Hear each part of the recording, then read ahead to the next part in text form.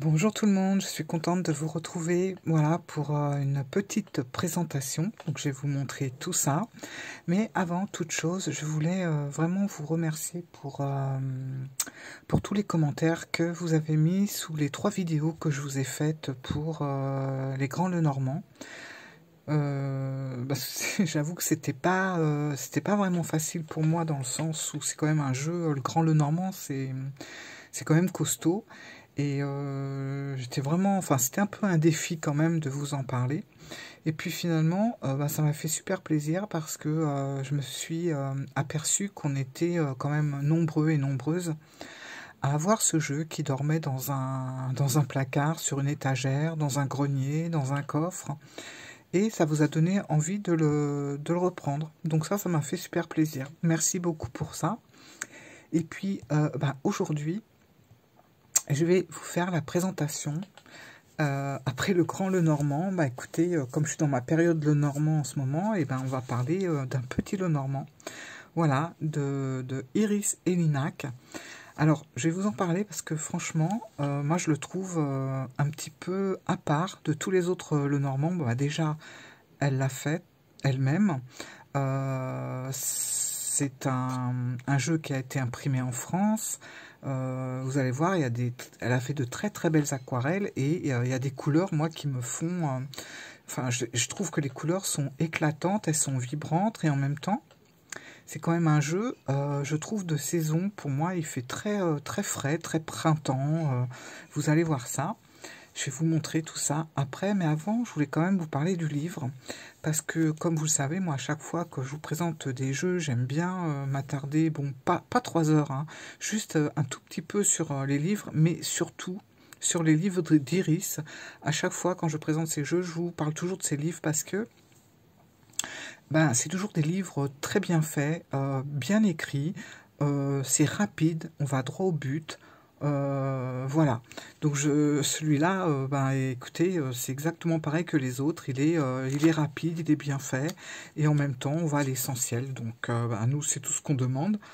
Donc voilà le livre. Alors vous voyez, avec cet aspect un petit peu... donc c'est le petit Lenormand grimoire, voilà. Donc il a un aspect comme ça un peu médiéval, hein, puisque c'est quand même un Lenormand qui est d'inspiration médiévale. Et vous allez voir, on le voit tout de suite par rapport aux illustrations. Donc on a justement ce livre, voilà, comme on faisait à cette époque avec des petits...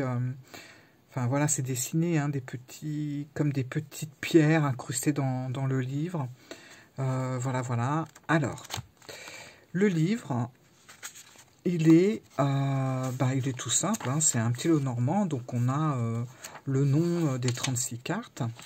On a, alors elles sont numérotées, on a des mots-clés, on en a 3, on a la correspondance, je ne sais pas si vous voyez bien, la correspondance des cartes à jouer, de la cartomancie donc, on a un petit texte de lecture. Alors moi c'est ça que je trouve bien, voilà, c'est direct, on comprend tout de suite de quoi on parle, on n'a pas à être perdu, enfin c'est très simple. Et après vous avez quelques petites associations. Alors, on les a pas toutes, mais on en a quand même quelques-unes à chaque fois sous chaque carte. Voilà, et vous avez ça, comme ça, sur les 36 cartes. Alors, je vous invite quand même à lire, donc si vous avez le jeu, si vous avez l'intention de vous l'acheter, je vous invite vraiment à lire l'introduction, parce qu'il y a plein de choses intéressantes.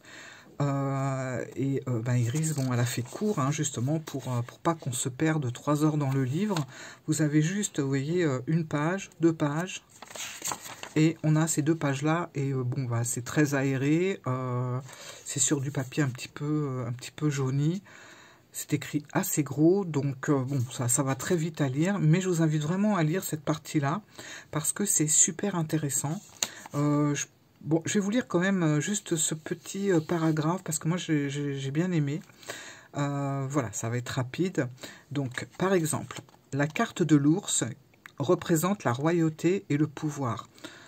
Or, les rois du Moyen-Âge se vantaient être descendants de ce puissant animal, avant que l'Église ne le remplace par le lion. Alors ça, moi, je ne savais pas du tout. En effet, elle jugeait l'ours trop païen, il était au centre du paganisme en Europe, le roi de la forêt, et l'associa au diable afin de lui faire perdre de sa popularité et de sa prestance. D'ailleurs, fait intéressant, la carte de l'ours a le numéro 15, et dans le petit lot normand, hein, et l'arcane 15 dans le tarot de Marseille ou dans le Rider-Waite, vous remarquerez que ça correspond justement au diable. Donc on a plein comme ça de petites choses à découvrir, à lire, qui sont vraiment intéressants, et je vous invite à vous y attarder. Ça va prendre quelques secondes, mais c'est vraiment bien. Là, c'est pareil, on a les suites qui sont détaillées dans l'ordre. Voilà, je vous conseille vraiment de lire cette petite intro qui prend vraiment pas de temps. Et puis de vous reporter aux cartes et aux lectures qu'il y a sous chaque carte, parce que c'est vraiment... je sais pas, je trouve qu'il y a un petit quelque chose, on se perd pas, puis ça change un petit peu de tous les autres jeux. Enfin, elle a vraiment mis son ressenti et je trouve que ça vaut le coup de s'y attarder. Voilà. Alors, on va commencer à regarder tout ça. Donc, alors j'ai tout remis, hein, parce que bien sûr, je m'en suis servi. J'ai tout remis dans le petit pochon, comme ça, voilà, parce que vous le recevez dans ce petit pochon. Donc, on va l'ouvrir. Et vous allez voir, on dirait vraiment un petit trésor. Un peu comme une boîte à bijoux, c'est vraiment joli. Voilà. Ça fait très précieux. Ça s'ouvre très facilement, puisque vous voyez, la boîte, elle n'est pas large. Donc on n'est pas là secoué comme des malades. Ça s'ouvre très vite, très bien, très facilement. Et puis, on va prendre les 36 cartes. Hop. Voilà. Alors attendez, je remets quand même un petit peu... bon, c'est pas dans l'ordre, mais au moins que je les remette dans le bon sens. Voilà, c'est bon. Alors, on va parler des cartes, de la taille des cartes, parce que, alors, moi, ce que j'aime bien, c'est la prise en main. Alors, c'est des cartes, je pense, de la taille d'un carte à jouer, d'un jeu de cartes à jouer classique. Je pense, hein, je me sers très peu des cartes classiques, mais je pense que ça correspond à ça. Mais en même temps, c'est léger et c'est de la qualité, quoi. On voit, hein, c'est quand même assez épais, donc c'est de la qualité, et je trouve que c'est joli. Alors, on a le dos des cartes, et vous voyez, au dos des cartes, on a ce motif. Alors, je sais pas, on peut appeler ça un écusson, un blason, je sais pas trop, mais en tout cas, voilà, en dorure, c'est comme ça, et c'est en relief. C'est en relief et ça, c'est agréable. Vous voyez, on voyait peut-être pas le relief, mais bon, voilà, on voit un petit peu là. Et c'est sur du papier qui n'est pas blanc, qui fait un peu parchemin. Voilà. Et les tranches sont neutres, bien sûr. Et je pense que ça va être un jeu qui va super bien vieillir, il va patiner, et à mon avis, plus il va vieillir, plus il va avoir cet aspect un peu ancien. Je le vois bien comme ça, et ça va être vraiment super sympa de le voir se colorer à force de le prendre, de le toucher, etc. Forcément, hein, les jeux, ils prennent une teinte, ils vieillissent, voilà, ils patinent. Et je trouve que, enfin moi personnellement, je trouve que ça donne beaucoup de charme au jeu. Voilà. Donc on va regarder ensemble ce jeu. Alors vous allez voir, les couleurs, moi j'adore. J'adore le vert déjà, donc ça va. Et on va commencer par le jardin. Alors on a la référence, la correspondance de la carte à jouer qui est à gauche, le nom de la carte. Et vous avez le numéro de la carte ici. Donc pour rester dans le thème, hein, qui est le thème médiéval, Iris, elle nous a fait une police déjà d'écriture, vous voyez, à l'ancienne, et puis des chiffres romains. Voilà. Comme ça, on reste vraiment dans le thème médiéval. Les dessins aussi, vous allez voir, on reste aussi dans le même dans le même style, bah, heureusement en même temps. Et regardez les couleurs, et je trouve que les dessins sont d'une grande finesse. Alors, moi, j'aime pas du tout les jeux qui font très enfantin, parce que vous avez des fois des jeux, c'est fait, on a l'impression que ça a été fait par des enfants. Bon, il y en a qui aiment bien, et tant mieux, mais bon, moi, c'est pas mon truc.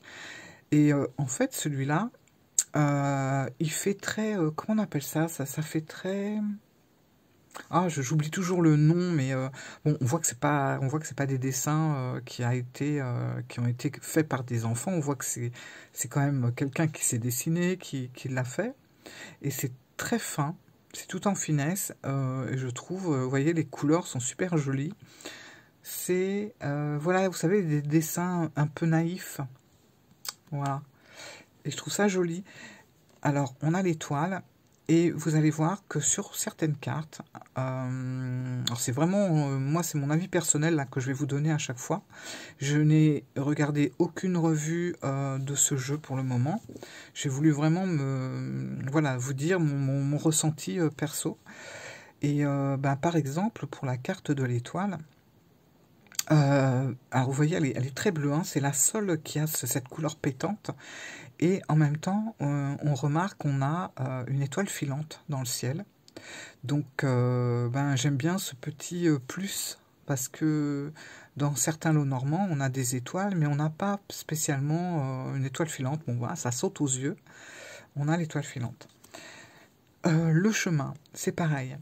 Il y a pas grand-chose, hein. Comme je vous ai dit, c'est très naïf au niveau du dessin, mais ben, il y a quand même matière à dire, parce que si on fait par exemple, bon, moi je suis pas une adepte du grand tableau, mais ça m'arrive de faire des tableaux à 9 cartes ou des tableaux à 12 cartes, et je trouve que ce jeu a des petits indices supplémentaires qu'on ne trouve pas spécialement dans d'autres jeux. Là, par exemple, vous voyez, alors on voit un croisement, et vous voyez ici, hein, on l'aperçoit, mais on s'aperçoit qu'il y a quand même beaucoup de chemin, et on s'aperçoit surtout qu'on a un pont et qu'on a une rivière. Mine de rien, ce sont des petits détails sur les cartes qui peuvent avoir leur importance lors d'une interprétation d'un tirage, je trouve. Ça peut apporter des petites choses en plus. Et on va remarquer que sur certaines cartes, on a ces petits clins d'œil supplémentaires. Alors là, on a la carte de l'ours. Alors j'aime bien, ça fait vraiment l'ours, voilà, dessiné à l'ancienne un peu. Puis vous remarquerez qu'il a une couronne. Rappelez-vous de l'histoire que je vous ai dit avec le lion et tout ça au début de la vidéo. Le bouquet, c'est pareil, très coloré, de jolies couleurs. Franchement, ça sent le printemps. Le fouet. Là, c'est pareil, on a un cœur. Alors, Iris aurait pu nous dessiner juste un cœur rouge au milieu de la carte et c'est tout. Mais en fait, non, elle a fait un cœur, et ce cœur est entouré en forme de cœur par des branches. Et puis, on voit d'autres branches qui partent un petit peu dans tous les sens, avec des fleurs qui sont bien ouvertes.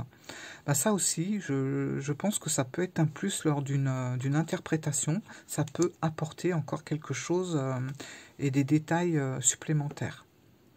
Là, on a l'anneau. J'espère que vous voyez bien, parce qu'il fait nuit en fait. J'ai mis la lampe. Le soleil. La petite cigogne avec son œuf là. Voilà. Le livre. Alors le livre est ouvert. Mais vous allez voir, je vais la mettre là, tiens. La lune, alors la lune, ça pourrait être la pleine lune, comme ça peut être le croissant de lune. On a, vous voyez, on a les deux qui sont dessinés. Voilà, on a la lettre, et là, la lettre, par contre, elle est cachetée. Moi, c'est pareil, ça, j'apporte de l'importance dans un Lenormand, d'avoir ou un livre fermé, ou un livre ouvert, ou une lettre ouverte, ou une lettre cachetée. Voilà. Donc là, ben, c'est bon, on a les deux. On a un livre ouvert et une lettre qui est fermée. À côté, on a une plume pour écrire à l'ancienne. Voilà, donc c'est vraiment intéressant. L'enfant. Le vaisseau. toujours, voilà, les aquarelles, les couleurs, le poisson, enfin les poissons, et on remarque un poisson volant. Ça, c'est pareil, ça peut avoir son importance, une importance supplémentaire lors d'une interprétation. L'encre, le cavalier qui va vers la droite. Merci Iris pour ça. J'adore les cavaliers qui vont vers la droite, et c'est vrai que les cavaliers qui vont vers la gauche, j'aime beaucoup moins. Parfois, ça peut même être un détail qui fait que je ne prendrai pas le jeu, par exemple. Voilà. Le trèfle. Vous voyez là, c'est pareil, ces nuances sur la carte, au niveau des couleurs, comme au verso d'ailleurs. La croix. L'arbre. Encore un petit détail que j'aime beaucoup dans cet arbre, c'est qu'on voit les racines. Voilà, tout simplement. J'aime bien voir les racines dans un arbre parce que, selon certaines interprétations, je trouve que ça a de l'importance. Le serpent. Et en plus, le serpent, quand on le voit comme ça, si on fait un tableau, on voit qu'il est tourné vers la gauche. Ça, c'est bien aussi. Des fois, vous savez, on a des serpents qui sont de face. Et c'est plus... ça reste basique, en fait. Mais là, il est tourné vers la gauche. Donc, c'est intéressant. Le cercueil. La tour aussi est très intéressante. Alors, voilà, c'est une tour. Mais si vous regardez bien, on a un escalier. Un espèce d'escalier en colimaçon qui tourne autour de la tour. Et là, encore... des petits détails qui peuvent aider lors d'un tirage. La clé. Le chien. Pareil, le chien, il est tourné vers la droite. Voilà, on n'a pas un chien qui nous regarde. J'apprécie le fait voilà, qu'on ait des sens dans les cartes. C'est vraiment quelque chose dans ce jeu qui est bien présent. Et ça, j'aime beaucoup. Alors, le nuage, c'est pareil, si vous regardez bien comme ça, moi, j'aime bien quand il y a un côté clair, un côté foncé dans un nuage. Ce sont encore des détails qui apportent des plus lors des d'interprétation de tirage. Et si vous regardez bien de ce côté-là, on a vraiment la sensation d'avoir quelque chose de beaucoup plus sombre par rapport à ce côté-là, où on a vraiment l'impression que ça s'éclaircit. Le mont. Autre carte intéressante où le mont ne prend pas toute la carte. Donc, on peut se dire, bon, on sait que le mont, ça va être les obstacles, les blocages, etc. Mais du fait que ce mont ne prend pas la carte complète, on peut interpréter ce mont de plusieurs façons, mais on peut aussi se dire que ce n'est pas insurmontable dans le sens où on a quand même de l'espace à droite et on a de l'espace à gauche. Voilà, et ça j'apprécie. Le renard, qui est tourné, qui nous regarde quand même un petit peu, mais qui est quand même tourné, on le voit bien, vers la gauche. Donc vous voyez, tous les animaux ont une direction. La maison. La dame. Alors, je vais la mettre de côté, vous allez voir pourquoi. Le lys. Moi, j'aime que ça soit blanc au niveau du lys, parce que ça représente pour moi la pureté, et j'aime bien qu'il soit blanc. Et là, on a le monsieur. Alors voilà pourquoi j'ai gardé la dame, c'est que, regardez-les, on les met côte à côte, et moi, c'est ce que j'aime, c'est qu'ils se font face, mais non seulement ils se font face, mais par rapport à leurs gestes, on a l'impression qu'ils sont en train de se parler, carrément. Et ça donne de la vie au jeu, et ça j'aime beaucoup. Et forcément, si on fait un tirage comme ça, on voit qu'on n'est plus du tout en phase, et qu'on ne se parle plus en fait. On parle éventuellement à d'autres personnages à chaque extrémité, mais en tout cas, on voit que c'est plus en phase. On a la faux. La faux, qui, si vous regardez bien, elle a une direction aussi. Elle va par là. Les oiseaux. J'adore les souris. Voilà, j'adore les souris parce que si vous regardez bien, il y a un détail, moi que j'aime beaucoup, c'est que Iris a dessiné une chauve-souris là-haut. Et je trouve d'avoir dessiné une chauve-souris dans la carte des souris, fallait franchement y penser. Parce que bon, c'est vrai que la chauve-souris, elle n'a pas forcément une bonne réputation. Et même si c'est un animal tout mignon, hein, mais bon, voilà. Dans les légendes, les choses comme ça, la chauve-souris, c'est pas top. Et puis si on connaît la signification des souris dans le lot normand, c'est pas top non plus. Et je trouve, voilà, qu'il y a ce détail en plus qui peut apporter des significations supplémentaires encore par rapport à cette petite chauve-souris. Ah bien, on termine par le certificat d'authenticité. Ah, moi, j'aime bien ce genre de carte. Alors, en fait, il faut savoir que l'oracle, il est édité à 100 exemplaires seulement. Voilà. Iris, elle en a fait 100, elle n'en a pas fait un de plus, un de moins, c'est 100. Moi, si vous remarquez, j'ai le numéro 49 déjà, donc je pense qu'elle en a déjà vendu maintenant plus de la moitié. Et je ne sais pas si elle rééditera une autre version plus tard. Mais en tout cas, si elle réédite, je pense que ce ne sera pas le même. Il y aura des modifications. Enfin, j'imagine, si elle le fait. Ça se trouve, elle ne fera même pas de réédition. Mais voilà. Donc, si ça vous intéresse, voilà quoi. Moi, j'aime bien avoir la petite carte, le certificat d'authenticité. Je sais qu'Iris, elle le fait à chaque fois et j'aime bien ça. Donc je suis vraiment contente, il est très agréable, à battre, il est léger mais en même temps on l'a bien en la main quoi. Donc c'est très très agréable, vous voyez, c'est très facile à brasser, franchement. Et en plus il sent bon, je le sens d'ici parce que je l'ai enfermé dans sa boîte avec du papier d'Arménie, donc il dégage une odeur, c'est super agréable. Voilà.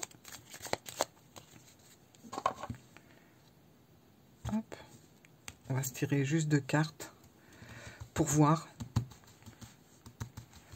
les énergies. Voilà. Alors, quand je fais comme ça, je regarde pas en fait, je ferme les yeux, je me concentre. Puis je vois ce qui vient, voilà, c'est celle-là. On a la tour. Et on va prendre une deuxième carte. C'est celle-là, je crois. Ouais. Oula, et on a le cercueil. Alors, la tour et le cercueil. Alors, pour moi, la tour et le cercueil, ça me fait vraiment penser peut-être un emprisonnement ou plutôt la fin d'une procédure, la fin de quelque chose. Voilà, ça peut être la fin de papier, de procédure administrative, par exemple. Voilà, si on est en train de monter un dossier ou faire quelque chose de très compliqué, ou par exemple sur un projet qu'on a ouvert des dossiers par rapport à ça, on arrive à la fin. Voilà, il y a un moment donné où ça y est, ça va se clôturer, on va pouvoir enfin réaliser ce qu'on a envie de réaliser ou que le projet va pouvoir se mettre en route. Voilà, je le ressens plutôt comme ça.